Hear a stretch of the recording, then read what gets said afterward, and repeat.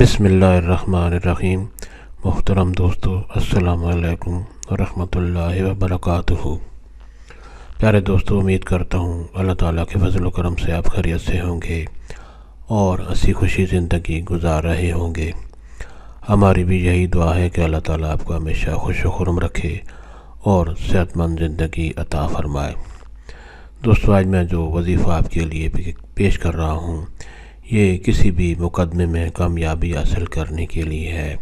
کوئی بھی کیس ہو، کسی بھی عدالت میں ہو، جائز کیس ہو، اس میں کامیابی حاصل کرنے کے لیے یہ وظیفہ بہت کارآمد ثابت ہوتا ہے۔ دوستو، یہ وظیفہ کرنے کی اجازت عام ہے، ہر کوئی یہ وظیفہ کر سکتا ہے، یعنی کسی کو یہ وظیفہ کرنے کے لیے کسی سے اجازت لینے کی ضرورت نہیں پڑتی۔ دوستو، آج کا وظیفہ اور طریقہ جاننے سے پہلے مہربانی کر کے آپ یہ چینل سبسکرائب کر لیں تاکہ آئندہ بھی آپ کو ایسے آسان، بڑے مفید اور بڑے فضائل والے وظائف ملتے رہیں۔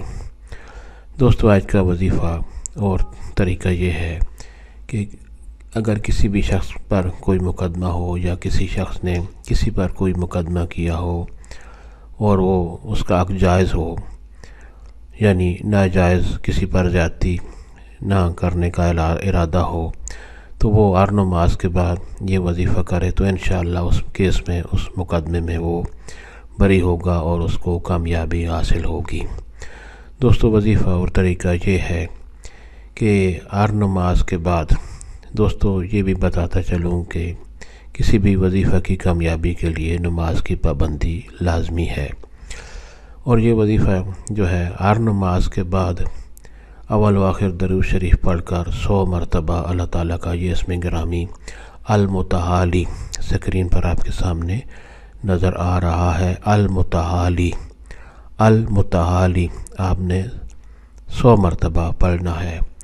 اول و آخر درود شریف پڑھیں اور اس کے بعد اللہ تعالیٰ سے اپنے کیس کے لیے، اپنے مقدمہ کی کامیابی کے لیے دعا کریں تو انشاءاللہ بہت جلد آپ کو مقدمہ میں، جو بھی مقدمہ ہوگا، شرط یہ ہے کہ جائز ہو، کسی پر زیادتی کرنے کا ارادہ نہ ہو، تو اللہ تعالیٰ آپ کو اس میں کامیابی عطا فرمائے گا انشاءاللہ۔